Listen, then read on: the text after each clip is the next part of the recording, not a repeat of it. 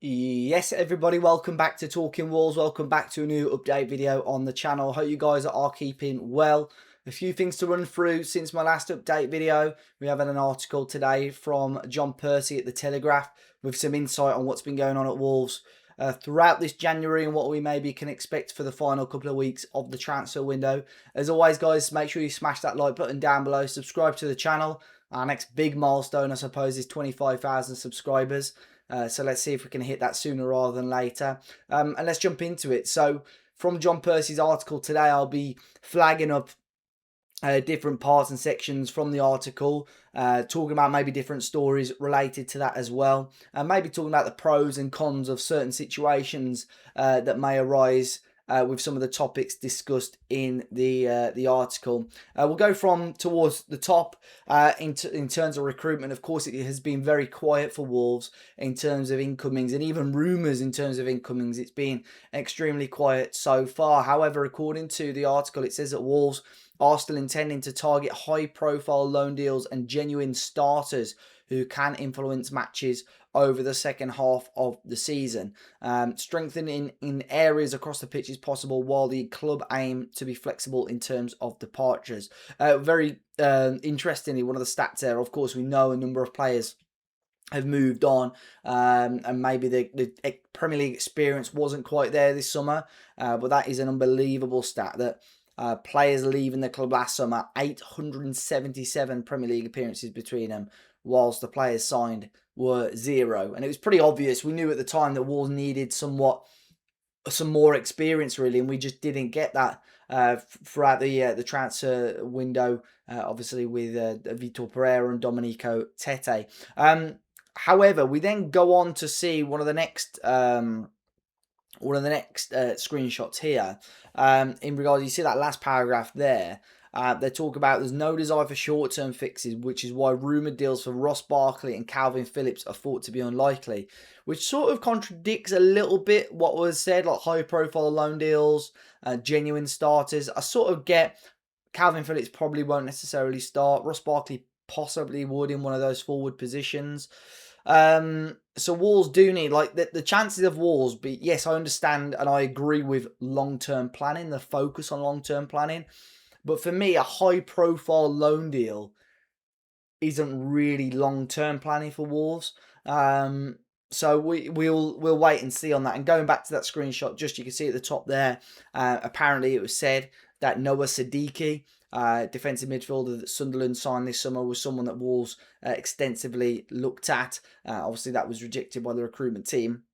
And it's not the first time we've heard this, but apparently the recruitment plan to end the heavy reliance on Jorge Mendes. So that's not cutting him out completely, but to end that heavy reliance. I'm sure we've heard that 2 or 3 times before.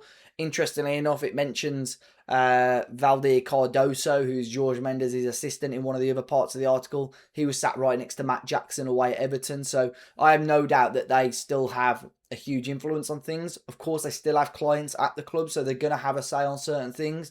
So it may just be a coincidence. But I still think that, they are there. They will have a say on things. And Wolves will, they'd be stupid not to lean on them. But it is important that we use our own recruitment team, our own staff, to identify and sign these football players. And then, interestingly enough, in regards to a couple of the players that could potentially leave, other players are expected to depart. Besiktas already failing with a £2 million loan offer for Emmanuel Agbadou. Wolves will not sanction a loan deal for Agbadou. French clubs are pursuing midfielder Marshall Menetzi, and Fer Lopez is being offered to sides in the Championship. We'll start off with Agbadou. I reported and spoke about on the last video that obviously Besiktas had a loan offer rejected. There's some reports coming from Turkey today. Of course, there's already been the green light from Emmanuel Agbadou and his representatives.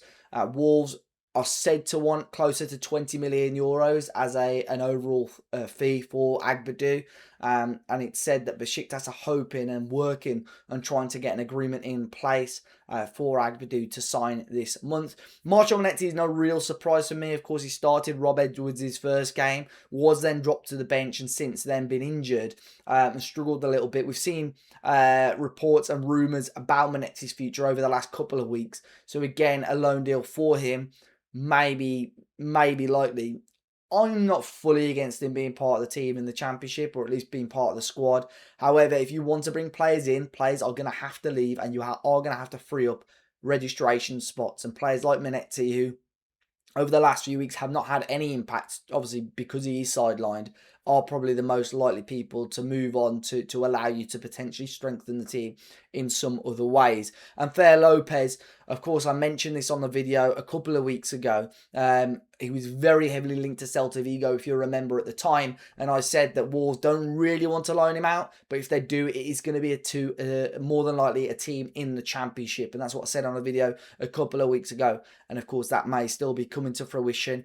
I can see it from some sides where, you know, it's nearly £20 million we spent on Fer Lopez, almost going to waste, loaning him out in the second half of the season. However, if he goes into the Championship, has a really good spell, gets used to that sort of environment and that division, and hopefully can kick on and be a real key player for us. Came on against Shrewsbury. I know it's a lesser opposition, but did show the quality that he's got in that short and small cameo that he had.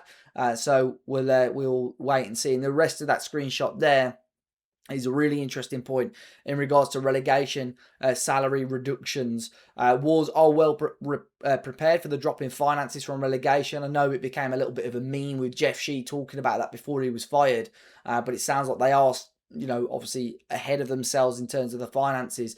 Apparently the Wolves players will automatically receive salary reductions between 30 and 50% in their wages, and no player has a release clause on relegation, so Wolves can still demand any price that they want, which is obviously very interesting. A relegation wage drops are quite a standard thing, I imagine, in football. You know, you don't perform, your wage is going to decrease. You're working at a lower level. The release clause one is interesting for me, and I think obviously it gives Wolves a little bit more control on what they sell players for. You know, we would have hated to go into the Championship and, for argument's sake, players like Joao Gomes or even Strand Larsen have got 20 million release clauses. You do have a bit more control. You can squeeze out a little bit more money. However, you go into a new campaign with a squad of players on 50% of what they're on now.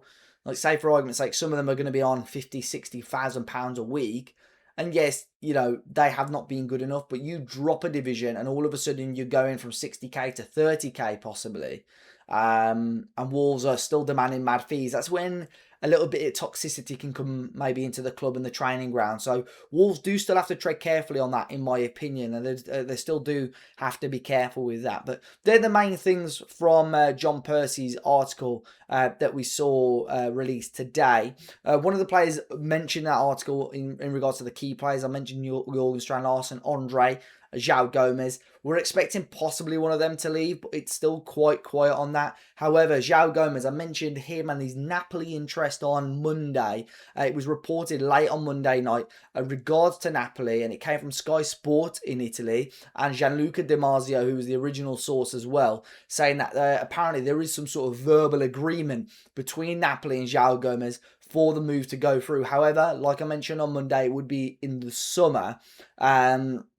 There's no fee, there's no agreement between Wolves and Napoli as of right now, and it's almost like a gentleman's agreement that, you know, Napoli would, between Joao Gomes and Napoli, almost that they would have first refusal in the summer. And literally, as I was about to press upload on this video, we've had some more news come out about Joao Gomes. Atletico Madrid now said to be looking at maybe signing Joao Gomes this month to replace Conor Gallagher, who has left the Spanish club this week. So this could be a big movement in regards to Joao Gomes and his Wolves future, one that we will keep our eye on over the next couple of days. I would love, and this is probably me being a bit deluded, I would love a core of this squad, obviously the better players, to, in their heads, mentally say, you know what, I want to give this Championship go. We've let the fans down this year. Let's give the Championship a crack for one season and see what we can do. And, you know, if we could keep a core of the top players, the players that we do have somewhat of an affinity with, I would love it next campaign. However, I think in reality, a lot of these guys are going to jump ship. It's going to be a new look, a fresh look squad.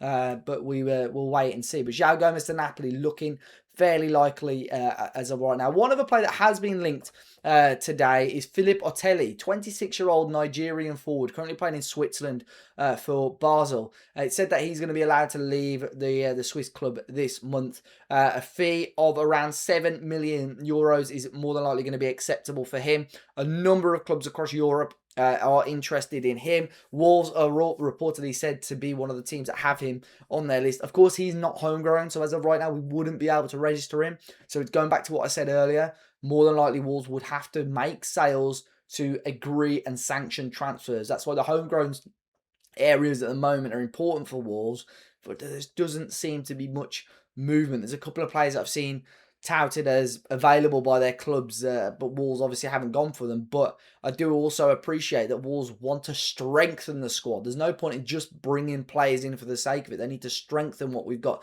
here now as well. But Philip Otelli, one that is apparently available to leave. Remains to be seen whether Wolves do go on and make a serious move for him. And one player that is set to move on this month is Fletcher Holman. Now, on paper, it's said that he may be leaving to join Swindon Town on loan, but I have heard that could be a permanent deal as well. But Fletcher Holman, the 21 striker, set to leave on loan or potentially a permanent transfer to Swindon in the next couple of days. But guys, as always, that is all for today's video. Be sure to hit the like button down below, subscribe to the channel if you haven't already, and let me know your thoughts on the news today, and I'll see you on the next one.